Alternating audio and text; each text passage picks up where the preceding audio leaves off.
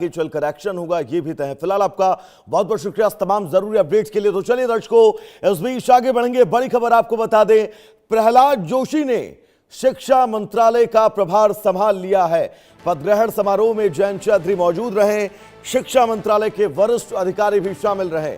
नई जिम्मेदारी के साथ मंत्रालय का कामकाज शुरू किया है। धर्मेंद्र प्रधान के इस्तीफे के बाद जोशी को अतिरिक्त प्रभार मिला है। तो प्रहलाद जोशी की तस्वीर, उनके साथ आपको जयंत चौधरी नजर आ रहे होंगे। केंद्रीय राज्य शिक्षा मंत्री हैं, यानी कि धर्मेंद्र प्रधान के बाद इस मंत्रालय के दूसरे नंबर की जिम्मेदारी जयंत चौधरी के ही कंधे पर है। लेकिन अब प्रहलाद जोशी ने अपना प्रभार संभाल लिया है। शपथ ग्रहण हुआ है, बाकायदा उनका स्वागत किया गया, क्योंकि नई जिम्मेदारी ये बहुत महत्वपूर्ण जो प्रहलाद जोशी के कंधे पर रखी गई है। शिक्षा मंत्रालय का पूरा कामकाज अब प्रहलाद जोशी ही देखेंगे।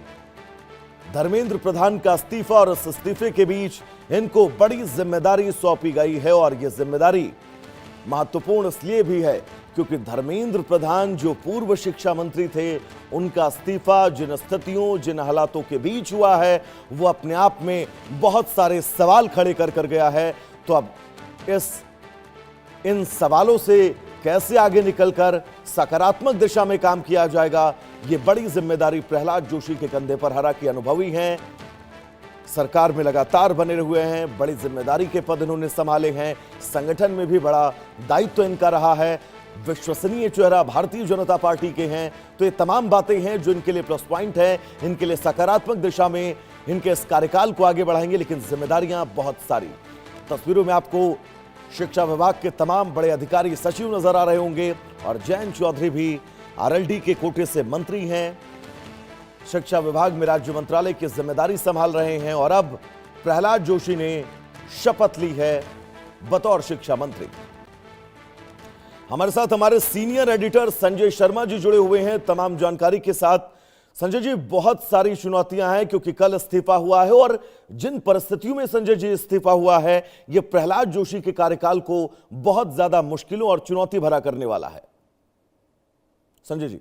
बिल्कुल, जिस स्थिति में उन्होंने मंत्रालय में पदभार ग्रहण किया, पद संभाला है, देश में सबसे बड़ा अभी तक का छात्रों का आंदोलन हुआ है, शिक्षा मंत्री को रिजाइन करना पड़ा है, और उसके बाद में इनको एडिशनल चार्ज दिया गया है शिक्षा का। तो नई जिम्मेदारी उनके साथ उनके ऊपर आ गई है। साथ ही साथ में अभी भी कॉकरोच जनता पार्टी उन्हें उनसे मिलने के लिए समय मांगा, क्योंकि वो उनके अपने सुझाव देना चाहती है। क्या क्या शिक्षा मंत्रालय में नए नए सुझाव सीजेपी देना चाहती है, और साथ ही साथ शिक्षा मंत्रालय में क्या क्या सुझाव अनिवार्य हैं, उसको लेकर के गहन सुबह से आज चिंतन मनन का दौर शुरू हो चुका है, मंथन शुरू हो चुका है। आज प्रहलाद जोशी सुबह सुबह 8 बजे यहाँ पर पहुंच गए, मंत्रालय पहुंच जाते हैं, उसके बाद मीटिंगों का दौर चालू हो जाता है। सभी शिक्षा सचिव के साथ में सभी पूरे शिक्षा मंत्रालय के अधिकारियों को बुला लिया जाता है, चाहे एनटीए की बात करें, सीबीएसई की बात करें, सभी के अधिकारियों को, सभी अफसरों को यहाँ पर बुला करके सुबह से बैठकों का दौर चल रहा है। अकेले जाकर के चार्ज उन्होंने ग्रहण कर लिया। उसके बाद में केंद्रीय शिक्षा राज्य मंत्री जयंत चौधरी भी यहाँ पर पहुंचते हैं, वो भी बैठक में शामिल होते हैं। तो बैठकों का लंबा दौर, आज मैराथन दौर की बैठकें हो रही शिक्षा मंत्रालय में।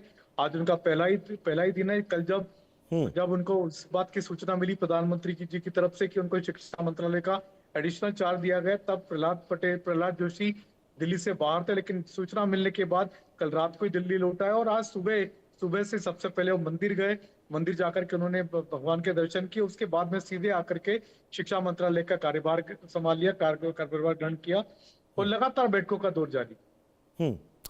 आगे चुनौतियां सर क्या कुछ रहने वाली हैं इनके लिए, क्योंकि बड़ी जिम्मेदारी इनको सौंपी गई है। अनुभवी हैं, संघ का लंबा अनुभव है, सरकार में साथ रहने का लंबा अनुभव है, फायदा तो जरूर मिलेगा इस अनुभव का इनको। संजय जी, संजय मेरी आवाज आप तक पहुंच रही है?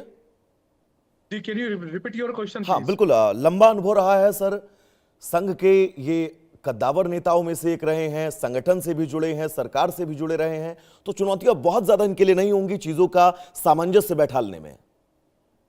बिल्कुल, प्रहलाद जोशी के बारे में कहा जाता था बड़े सुलझे दिमाग के व्यक्ति हैं वो, और संघ के पुराने कार्यकर्ता रहे हैं। साथ ही साथ उनकी जो पृष्ठभूमि, हम पूरा बैकग्राउंड देखें तो वो लगातार ऐसे मंत्रालय उनको प्रधानमंत्री नरेंद्र मोदी ने दिए हैं, जो दिखाता है कि प्रधानमंत्री नरेंद्र मोदी का प्रहलाद जोशी पर कितना अटूट विश्वास है।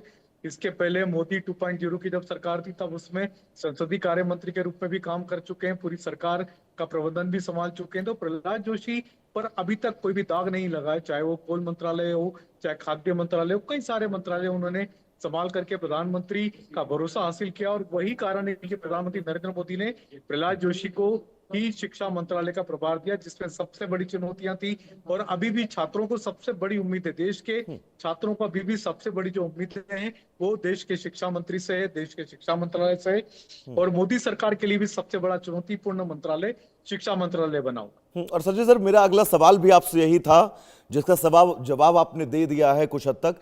किस प्रहलाद जोशी का ही नाम क्यों? क्योंकि बहुत नाम चर्चाओं में थे, हम भी आकलन तमाम नामों को लेकर लगा रहे थे, लेकिन प्रहलाद जोशी ही क्यों?